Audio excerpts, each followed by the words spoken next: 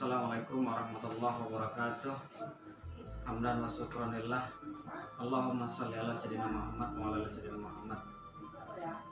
Selamat bertemu kembali pada anak kami semua. Kita masih dalam naungan Allah Subhanahu wa taala. Semoga di tahun baru Hijriah ini kita ditetapkan Allah menjadi manusia yang lebih baik lagi. Itulah makna tahun baru Hijriah, tahun 1442 Hijriah. Baik, di sini saya akan membacakan surah Al-Rahman, di mana surah tersebut adalah sebagai teguran kepada Rasulullah SAW dalam artian kepada kaum kafir Quraisy sebagai manusia tidak bersyukur kepada Allah SWT karena Allah sudah membimbing, sudah mengarahkan, dan Allah memberikan nikmat kepada seluruh alam, tapi sebagai manusia tidak bersyukur. Baik, kita sama-sama silakan. A'udzu billahi minasyaitonir rajim. Bismillahirrahmanirrahim. Ar-Rahman 'allamal Qur'an, khalaqal insan, 'allamahul bayan.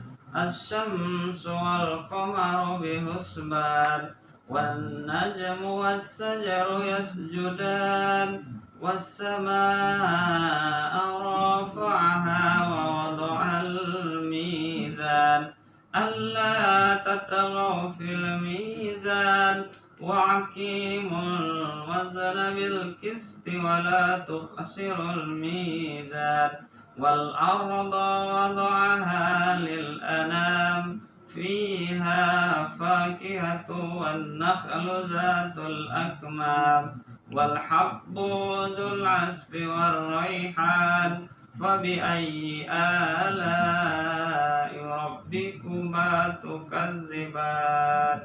Sadaqallahu azim. Baik, di sini Allah sampaikan kepada Rasulullah SAW waktu itu disuruh berhijrah.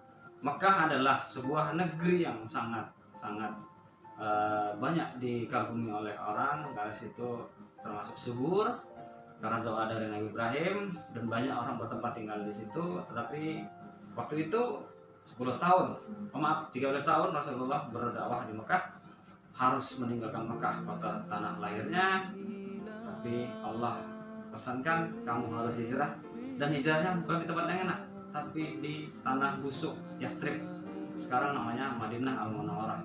Itu nama dari Rasulullah SAW. Karena doa Nabi, makanya Yastrib tadi atau tanah busuk menjadi subur.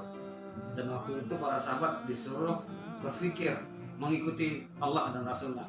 Tapi karena memang saking cintanya pada Nabi dan saking taatnya pada Allah Ta'ala, makanya mereka meninggalkan harta benda semua, bahkan anak istri pun ditinggal.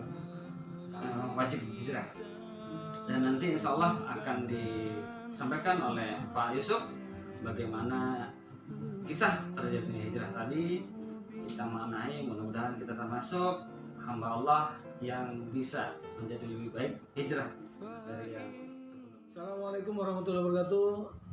Anak sekalian, Bapak sudah rindu dan ingin jumpa dengan kamu sekalian. Alhamdulillah, walaupun jumpa dengan jarak jauh, syukur kita bisa bertemu. Ini rahmat Allah, kasih sayang Allah.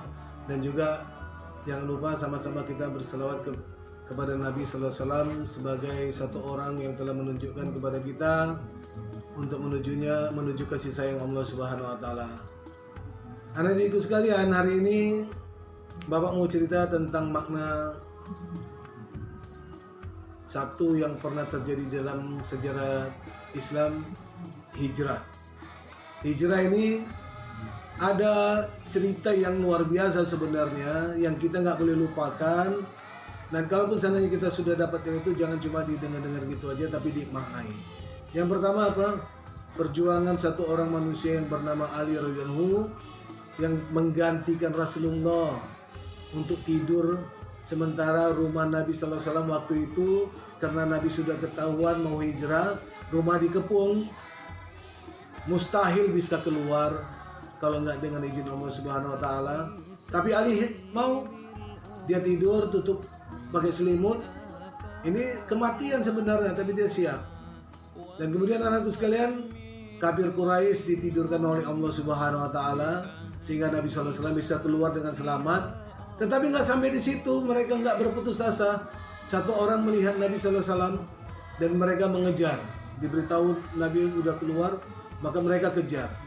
Sampai di suatu tempat, apa itu anakku? Itulah Gua Sur. Masya Allah, gua itu kecil sekali, bukan besar. Cukup pun paling 2 atau 3 orang saja.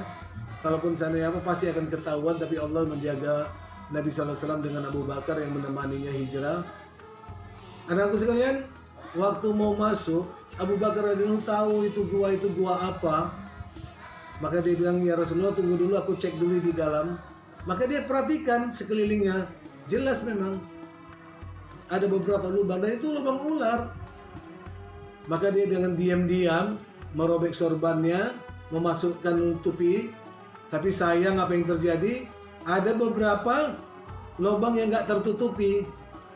Tapi Nabi SAW karena sudah keburu didekati oleh kafir Quraisy, dia pun masuk. Tapi itu tadi perjuangan, semangat, nggak rela Nabi SAW sakit. Dan ini harus ada jiwa dalam jiwa kita, nggak mau Nabi sakit. Anak diriku, jangan sakiti Rasulullah. Jadi itu anakku sekalian, dia tutup lubang yang sisa itu dengan tangannya dan kakinya. Akhirnya apa? Tersengatlah dia dengan bisa ular. Dan ada di balik ini kisah yang sangat luar biasa. Ternyata ular itu pun sudah tahu bahwa Nabi SAW akan masuk ke situ. Karena apa? Dia berkata kepada Allah, "Wahai Allah, Engkau telah ciptakan manusia yang sangat mulia, aku ingin jumpa dia." Maka Allah Subhanahu wa taala katakan apa? Ular, boleh kalau kamu mau jumpa dengan kekasihku. Nanti suatu masa dia akan menuju ke Gua Sur. Ke sanalah kau. Maka dia bertahan di sana menunggu itu. Ketika waktunya datang, apa yang terjadi? Dia tengok rupanya tangan Abu Bakar radhiyallahu menutupi lubangnya di patutnya. Dan setelah itu dia keluar, dia berselawat kepada Nabi dan berdialog dengan Nabi. Abu Bakar masih dalam keadaan gemetar, keringat yang sangat banyak karena sentuhan itu. Maka dia katakan, ya Rasulullah, aku mencintaimu ya Rasulullah. Ini ular.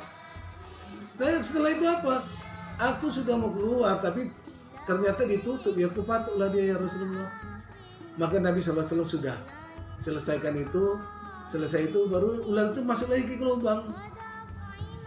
Apa yang terjadi? Nabi SAW berselawat, mengambil air liurnya, taruh di tempat yang dimana dipatok ular. Dengan seketika, dengan izin Allah, anakku, hilang semua rasa sakit yang dirasakan oleh Abu Bakar Siddiq. Anakku sekalian, kesetiaan, kerja keras itu menjadi topik yang harus kita pegang.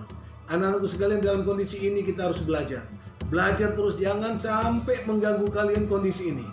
Semangat hijrah harus kita ada dalam diri kita.